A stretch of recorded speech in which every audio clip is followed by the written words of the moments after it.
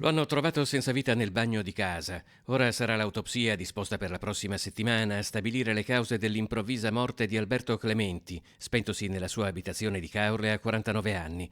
Una scomparsa al momento avvolta nel mistero. Campione di bodybuilding anche a livello internazionale, gestore di una palestra nella zona di Falconera e già responsabile del servizio d'ordine nei locali, Clementi viveva con la compagna. È stata lei a lanciare l'allarme dopo che lui, sentitosi male attorno alle 2 di notte, non le rispondeva più dal bagno in cui si era chiuso. Poco dopo la porta è stata sfondata dai vigili del fuoco, giunti nell'appartamento del rione di Santa Margherita assieme al personale sanitario. Ma all'arrivo dei soccorritori non c'era già più niente da fare. I carabinieri hanno sequestrato farmaci e integratori presenti in casa, sui quali al momento non è rilevato alcun legame con la morte dell'atleta.